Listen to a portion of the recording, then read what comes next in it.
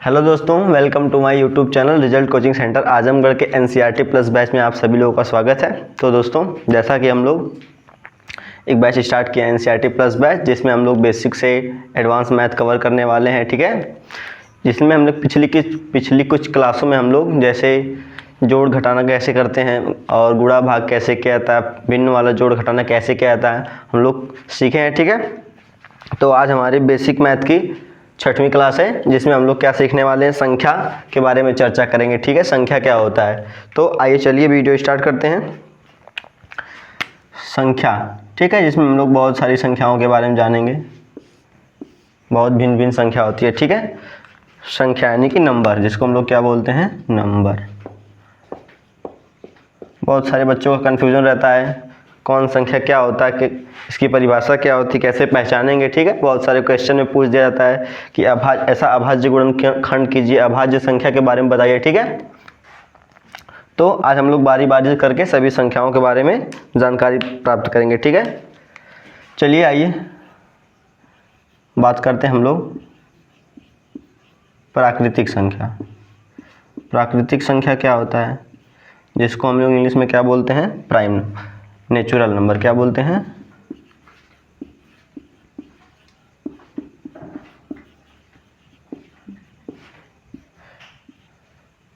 ठीक है। प्राकृतिक संख्या क्या होता है, तो प्राकृतिक संख्या वे सभी संख्याएं जो हम लोग गणना में प्रयोग करते हैं। गणना मतलब क्या होता है, हम लोग आप अपने दैनिक जीवन में जितनी भी संख्याएं यूज करते हैं वे सब संख्याएं हम लोग क्या बोलते हैं, उसको प्राकृतिक संख्या होता है, यानी कि नेचुरल नंबर बोलते हैं, ठीक। जैसे अगर इसकी परिभाषा लिखेंगे क्या लिखेंगे, गणना की सभी संख्या, ठीक। गणना की सभी संख्या, ठीक है। यानी गणना की सभी संख्याओं को ही हम लोग क्या बोलते हैं, प्राकृतिक संख्या। गणना मतलब गिनती करने में, गणना मतलब क्या होता है, गिनती करने में, ठीक है। यानी जब हम लोग कोई भी चीज़ की गिनती करते हैं तो उसमें उसको हम लोग क्या बोलते हैं, उसमें कौन सी संख्या का प्रयोग करते हैं, प्राकृतिक संख्या, ठीक है। तो गणना की सभी संख्याओं को हम लोग बोलते हैं प्राकृतिक संख्या। प्राकृतिक संख्या का जैसे हम लोग उदाहरण देखें, जैसे कौन कौन सी होती हैं, कुछ प्राकृतिक संख्या यहाँ पे हम लिखते हैं। जैसे हम लोग, मैंने लिखा 1 2 3 4 5 6 7, ऐसे करके आगे भी और भी संख्याएं आएंगी, ठीक है, ठीक है। तो क्या लिखा मैंने, 1 2 3 4 5 6 7 8, ऐसे आगे करके 9 10 11 12, ऐसे करके कहाँ तक, इनफाइनाइट, ठीक है, अनंत। यानी कि ये सब संख्याएं जो 1 2 3 4 5 6 में, ये सब जितनी भी संख्याएं प्रयोग करते हैं अपने दैनिक जीवन में, ये सब सभी संख्याएं हमारी क्या होती हैं, प्राकृतिक संख्या होती हैं, यानी नेचुरल नंबर, ठीक है। तो प्राकृतिक संख्या समझ में आ गया। उसके बाद देखते हैं हम लोग क्या, पूर्ण संख्या। क्या बोलते हैं इसको, पूर्ण संख्या, होल नंबर। क्या बोलते हैं इसको, होल नंबर, ठीक है। आइए पूर्ण संख्या के बारे में क्या होता है। पूर्ण संख्या क्या होता है, जैसे मैंने लिखा 0, बस इसमें क्या होता है, प्राकृतिक संख्याएं सभी संख्याएं होती हैं, लेकिन तो इस बस इसमें एक चीज ऐड हो जाता है, वो भी क्या होता है, 0। यानी कि पूर्ण संख्या और प्राकृतिक संख्या, तो सभी पूर्ण संख्याएं प्राकृतिक संख्या होती हैं क्या, लेकिन सभी प्राकृतिक संख्याएं क्या होती हैं, पूर्ण संख्या में आ जाती हैं, ठीक है। जैसे मैंने लिखा 1 2 3 4 5 6 7 8 9, ऐसे करके कहाँ तक आ जाएगा हमारा, और आगे तक चलता रहेगा, ठीक है। यानी कि पूर्ण संख्या में हम लोग क्या करते हैं, 0 को भी शामिल कर लेते हैं, ठीक है। यानी 0 से लेकर ये पूरी हमारे क्या होती है, प्राकृतिक संख्या, ठीक है। इसको हम लोग क्या बोलते हैं, अभी ऊपर मैंने देखा प्राकृतिक संख्या, इसको 0 प्राकृतिक संख्याओं में अगर हम लोग 0 को शामिल कर लेते, वो हमारा क्या होता है, सॉरी, पूर्ण संख्या, हाँ, प्राकृतिक संख्या हम लोग अगर 0 को शामिल कर लेते तो वो संख्या हमारा क्या होने लगता है, पूर्ण संख्या कहने लगता है, ठीक है। यानी कि पूर्ण संख्या कौन कौन सी होती हैं, जिसमें 0 भी शामिल है और बाकी सभी प्राकृतिक संख्याएं, ठीक है।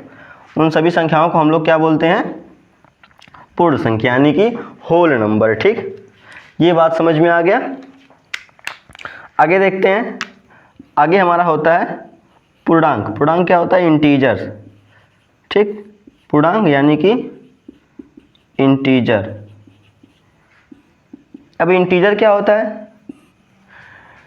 इंटीजर जैसे मैंने एग्जांपल लिखा 0, 0 के हमारे दाहिने साइड में सभी लोग क्या होते हैं? प्लस संख्याएं होती हैं, ठीक, यानी +1, +2, 3, 4 ऐसे करके कहाँ तक? Plus infinite. इधर अगर हम लोग 0 के दाहिने यानी कि बाएं साइड जाएं तो इधर की सभी संख्याएं हमारी क्या होती हैं? ऋणात्मक होती हैं। क्या होती हैं? ऋणात्मक होती हैं, ठीक। -3, -4 ऐसे करके कहाँ तक? माइनस इनफाइनाइट, ठीक। यानी कि अगर हम लोग 0 के दाहिने साइड जाएंगे तो क्या होती है? सभी संख्याएं धनात्मक होती है, यानी धनात्मक पूर्णांक होते हैं। और 0 को हम लोग बाएं साइड आएंगे तो इधर की सभी संख्याएं ऋणात्मक होती है, जिसको हम लोग बोलते हैं क्या? ऋणात्मक पूर्णांक, ठीक है। 0 भी क्या होता है? हमारा पूर्णांक होता है, लेकिन कौन सा पूर्णांक होता है? उदासीन पूर्णांक। क्या होता है? उदासीन पूर्णांक। कौन सा पूर्णांक होता है? उदासीन। और इधर दाहिने साइड वाले सभी जो ये संख्याएं लिखे गए थे इसको हम लोग क्या बोलेंगे?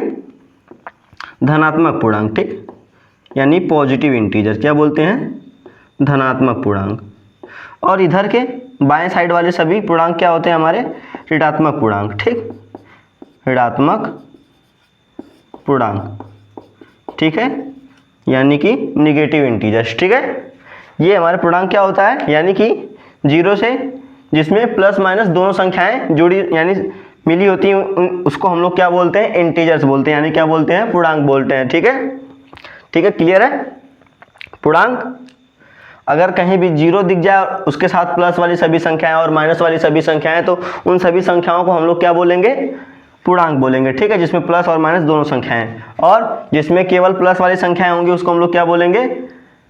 नेचुरल नंबर, ठीक, यानी प्राकृतिक संख्या। और जिसमें 0 भी शामिल हो जाए उसको हम लोग क्या बोलेंगे? 0 और प्राकृतिक संख्याओं को मिलाकर हमारा क्या बनता है? पूर्ण संख्या बनता है, ठीक है, यानी होल नंबर, ठीक है। चलिए आगे चलते हैं, आगे बात कर लेते हैं।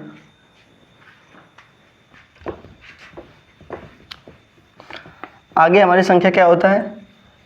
प्राइम नंबर, यानी कि अभाज्य संख्या। क्या होता है? अभाज्य संख्या।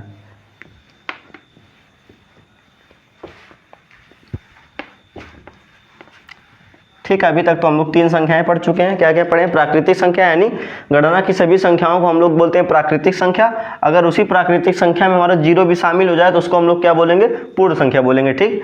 अब उसके बाद अब उसमें प्लस वाली संख्याएं और माइनस वाली संख्याएं दोनों आ जाती है तो उसको हम लोग क्या बोलते हैं? पूर्णांक बोलने लगते हैं, ठीक है। अब आगे अभाज्य संख्या। क्या होता है? अभाज्य संख्या। अभाज्य संख्या इसको इंग्लिश में क्या बोलते हैं? Prime number. क्या बोलते हैं? प्राइम नंबर, ठीक है। अभाज्य संख्या हमारा क्या होता है? ऐसी सभी संख्याएं जिनका केवल 2 गुणनखंड हो, जिनका केवल 2 गुणनखंड, यानी बस वो 2 ही लोगों से कटे और बाकी किसी से नहीं कटेंगी, ठीक है। उन सभी संख्याओं को हम लोग क्या बोलेंगे? अभाज्य संख्या, ठीक है। यानी ऐसी संख्या जिनका केवल 2 गुणनखंड, यानी बस वो 2 ही लोगों से कटेंगे, बाकी किसी से नहीं कटेंगे, ठीक। उन सभी को हम लोग क्या बोलेंगे? अभाज्य संख्या। जैसे एग्जाम्पल लिख रहा हूँ, जैसे यहाँ मैंने लिख दिया 2, 3, 4। 4 क्यों नहीं लिखा? क्योंकि 4 का 2 गुणनखंड के अलावा भी है, जैसे ये 1 से भी कट जाएगा, 2 से भी कट जाएगा और खुद से भी कट जाएगा, ठीक। यानी 4 मैंने क्यों नहीं लिया? क्योंकि 4 हमारा क्या है? अभाज्य संख्या नहीं है, ये भाज्य संख्या है, ठीक है, यानी कि इसका 2 से ज़्यादा गुणनखंड आ रहा है, ठीक है, इसलिए हम लोग इसको नहीं लिखेंगे। अब 4 के बाद हमारा आता है 5, 6 नहीं आएगा, 7 होता है, 9 भी नहीं आएगा, ठीक। उसके बाद क्या होता है? 11, 13 ऐसे करके कहाँ तक जाएंगे? इनफाइनाइट, ठीक है। 4 क्यों नहीं लिए? 6 क्यों नहीं लिए? 9 क्यों नहीं लिए? ठीक है, ये कन्फ्यूजन दूर हो गया। तो अभाज्य संख्या क्या होता है? ऐसी संख्या जिसका केवल 2 गुणनखंड है, यानी बस वो 2 ही लोगों से कटेंगे, ठीक है। जैसे अब हम लोग 2 क्यों लिए? 2 का केवल 2 गुणनखंड है, एक तो वो 1 से कटता है और वो खुद से कटता है, इन दोनों के अलावा किसी संख्या से नहीं कटेगा, ठीक है। और 3 हमारा 3 से कटेगा और 1 से कटेगा, इन दोनों संख्याओं के अलावा किसी से नहीं कटेगा, ठीक। और ये 5 हमारा 1 से कटेगा और खुद से कटेगा, ठीक। ऐसे करके सभी संख्याएं जितने मैंने लिखा है 7, 11, 13 ये 1 से कटेंगे और खुद से कटेंगे और इनके अलावा किसी से नहीं कटेंगे, ठीक। तो जिनका केवल 2 गुणनखंड हो और उसके अलावा एक भी गुणनखंड हो तो उन संख्याओं को हम लोग क्या बोलते हैं? अभाज्य संख्या, यानी कि प्राइम नंबर, ठीक। प्राइम नंबर, जैसे मैंने प्राइम नंबर में भी क्या 2 क्या है? सबसे 2 हमारा क्या है, ये सम संख्या भी होता है, 2 हमारा क्या होता है, सम संख्या भी होता है और ये अभाज्य संख्या भी है, ठीक, अभाज्य संख्या। और बाकी सभी लोग ये सब हमारे क्या है, विषम संख्या। क्या है, विषम संख्या यानी कि ऑड नंबर, ठीक, 2, 5, 7, 11, 13। बस अभाज्य संख्या में केवल क्या है, 2 ही एक ऐसी संख्या है जो सम भी है और अभाज्य भी है, ठीक, और बाकी सभी लोग विषम हैं और अभाज्य हैं, ठीक, यानी बाकी सभी जितनी भी संख्याएं हैं वो सभी क्या होंगी, हमारी विषम संख्या होंगी और अभाज्य संख्या। केवल 2 ही है जो सम भी है और अभाज्य संख्या दोनों है, ठीक है, याद रखेंगे। आगे चलिए, आगे हम लोग देख लेते हैं भाज्य संख्या क्या होता है। इसी का जस्ट उल्टा हो जाएगा, भाज्य संख्या यानी कि कंपोजिट नंबर, ठीक,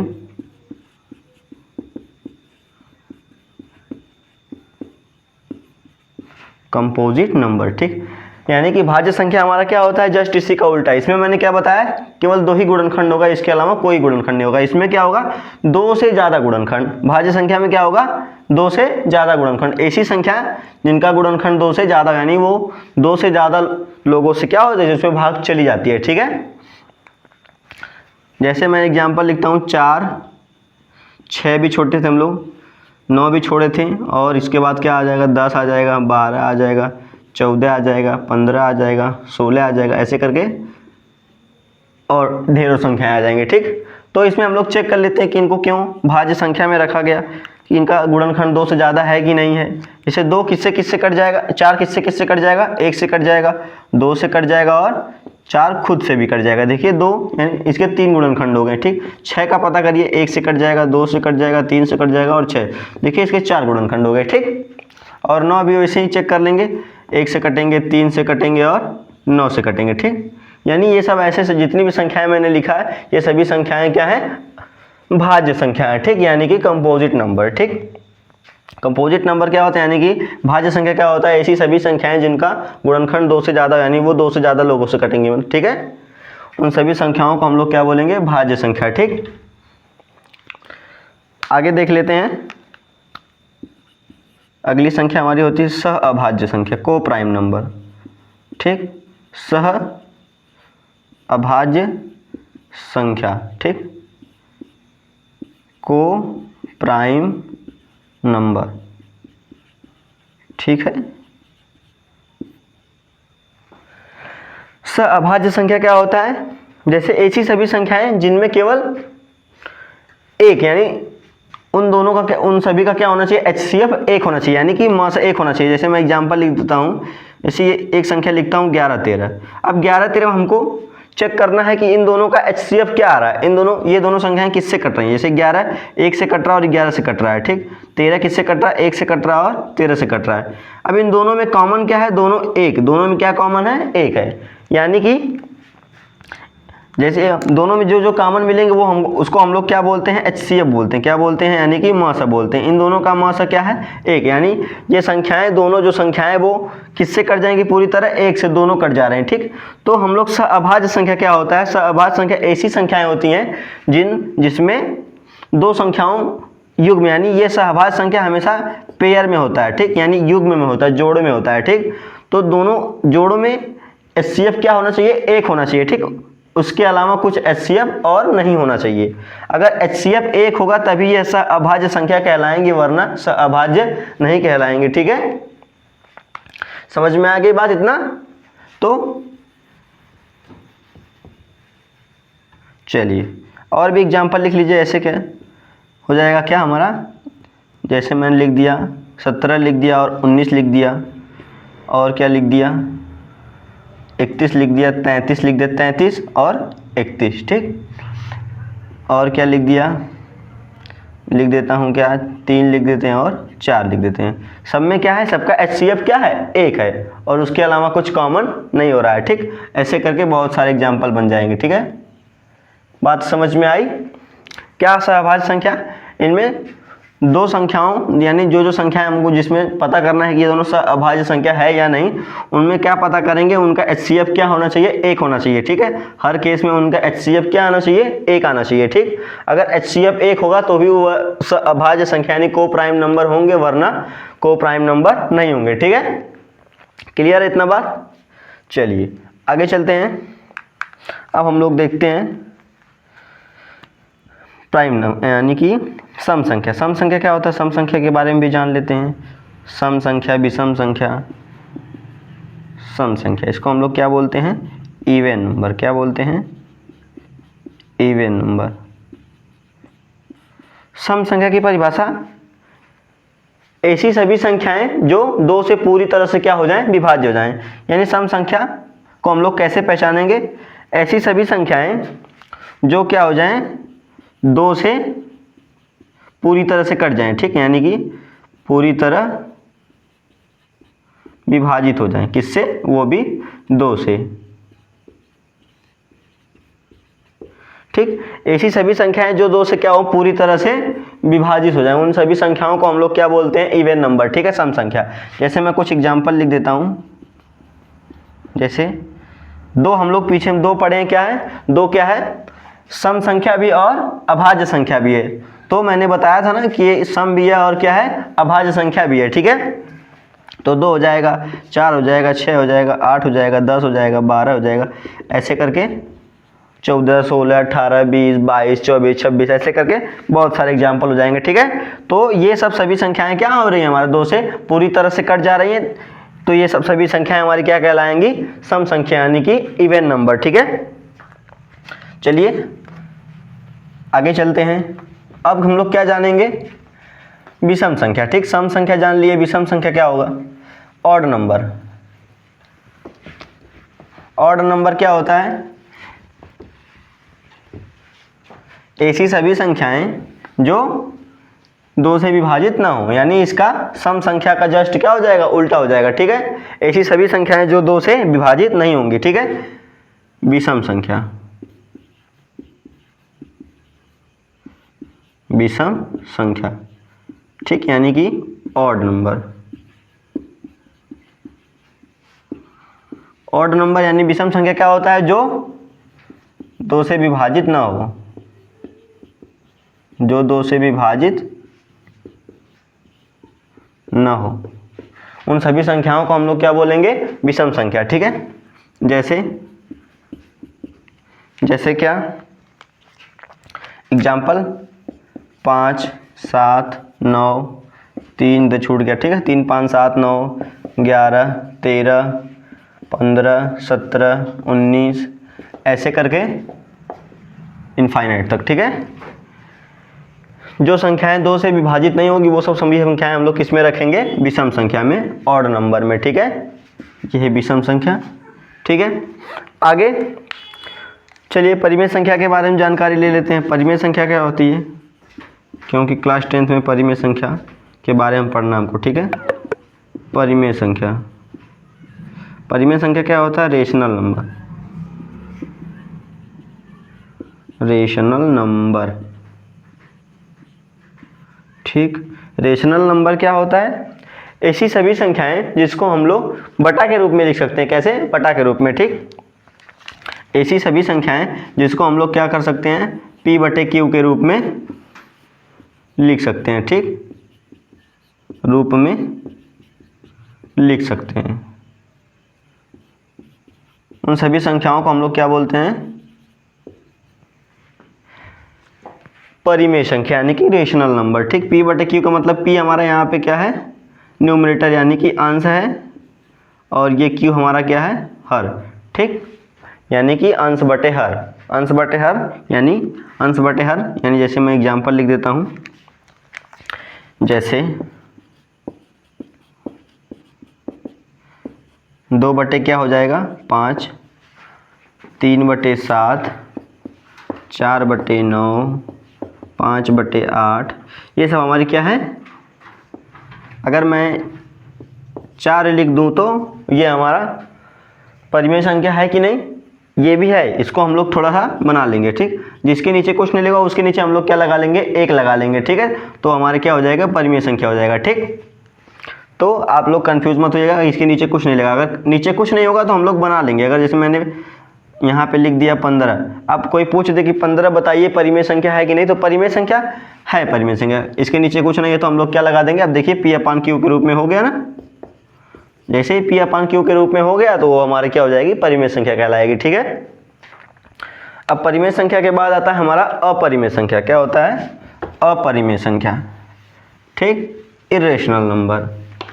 द इरेशनल नंबर क्या होता है, जिसको हम लोग P/Q के रूप में नहीं लिख सकते हैं।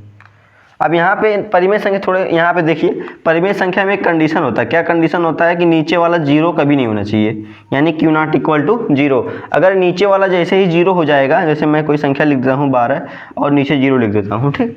इसमें बोल दिया है कि Q0 = क्या होना चाहिए, 0 नहीं होना चाहिए। अगर मैं 0 लिख देता हूँ तो ये हमारी परिमेय संख्या नहीं होगी। क्यों, क्योंकि बाद में ये हमारा क्या होने लगेगा, अनंत होने लगेगा, ठीक। ये अनंत की तरफ जाने लगेगी भाग हमारी, ठीक है। तो ये हमारा क्या है, परिमेय संख्या नहीं है, ठीक। Q0 = 0, यानी किसी भी केस में हर हमारा 0 नहीं होना चाहिए, ठीक है। बात क्लियर है। चलिए अब आगे चलते हैं अपरिमेय संख्या की तरफ।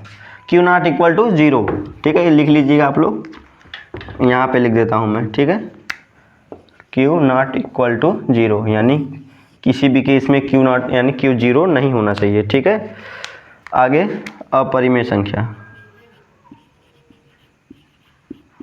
अपरिमेय संख्या,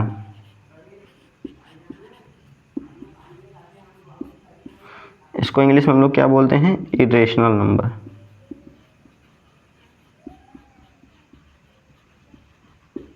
ठीक। परिमेय संख्या क्या होता है, जिसको हम लोग P/Q के रूप में नहीं लिख सकते हैं। जैसे इसमें नॉर्मल उदाहरण क्या होते हैं, जैसे जितने भी करड़ी वाले होते हैं, यानी कि जितने भी संख्याएं करड़ी के अंदर लिखी होती हैं, उन सभी संख्याओं को हम लोग क्या बोलते हैं, अपरिमेय संख्या, ठीक। ठीक, जैसे 12 हो गया, ठीक। ये सब जितनी भी संख्याएं लिखी गई हैं, इसके आगे और भी संख्याएं हो जाएंगी। तो ये सब जितनी भी कड़ी में संख्याएं लिखी गई हैं, वो सब हमारी क्या कहलाती हैं, अपरिमेय संख्या कहलाते हैं, ठीक। इनको बटा के रूप में नहीं लिख सकते हैं, ठीक। अब जैसे आगे हमारा होता है क्या, एक तो होता है वास्तविक संख्या, एक और होता है क्या, वास्तविक संख्या यानी कि रियल नंबर, ठीक, रियल नंबर। और एक होता है क्या, काल्पनिक संख्या। इसको भी जान लीजिए, काल्पनिक संख्या यानी कि इमेजिनरी नंबर, ठीक। काल्पनिक संख्या इसका इमेजिनरी नंबर हो जाएगा, ठीक है।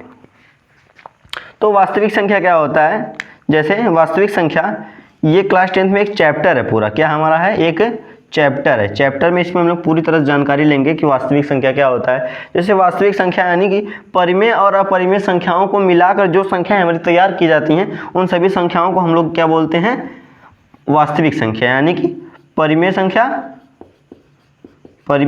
प्लस अपरिमेय संख्या, ठीक। इनके संयोग से जो संख्या बनती है, उन सभी संख्याओं को हम लोग क्या बोलते हैं, वास्तविक संख्या। जैसे वास्तविक संख्या में एग्जाम्पल क्या हो जाए, जैसे मैंने लिख दिया 2 + करड़ी में 3, 8 + में करड़ी में 5 और 9 + में करड़ी में 7। ये सब जितनी भी संख्याएं मैंने लिखा है, ये सभी संख्याएं क्या है, हमारा वास्तविक संख्या है। क्योंकि इसमें देखिए ये 2 हमारा क्या है, परिमेय संख्या, करड़ी में 3 क्या है, अपरिमेय संख्या, 8 क्या है, परिमेय संख्या, करड़ी में 5 क्या है, अपरिमेय संख्या, ठीक। और 9 क्या है हमारा परिमेय संख्या, और ये 7 करड़ी में 7 क्या है, अपरिमेय संख्या। तो वास्तविक संख्या की परिभाषा क्या होती है, तो परिमेय और अपरिमेय संख्याओं के संयोग से जो संख्या हमारी तैयार की जाती है, उसको हम लोग क्या बोलते हैं, अपरिमेय संख्या, ठीक। और एक रही बात काल्पनिक संख्या की, तो काल्पनिक संख्या क्या होता है, ये काल्पनिक संख्या के बारे में हम लोग क्लास 11th में एक चैप्टर होता है जिसको हम लोग क्या बोलते हैं, समृद्ध संख्या, क्या बोलते हैं, कॉम्प्लेक्स नंबर। उसमें हम लोग पढ़ेंगे तो हमको पढ़ाया जाएगा, जैसे इसमें अंडर रूट के यानी करड़ी के अंदर जितनी भी संख्याएं अगर हम लोग माइनस के साथ में लिखा है, तो उसको हम लोग क्या बोलते हैं, काल्पनिक संख्या, ठीक। यही सब हमारी क्या होती हैं, काल्पनिक संख्या। यानी कि अंडर रूट के अंदर जितनी भी संख्या हमारी माइनस में लिखी होती है, तो उसको हम लोग क्या बोलते हैं, काल्पनिक संख्या यानी इमेजिनरी नंबर, ठीक है। ये रही काल्पनिक संख्या। तो इसको हम लोग क्लास 11th में विस्तार से पढ़ेंगे, ठीक।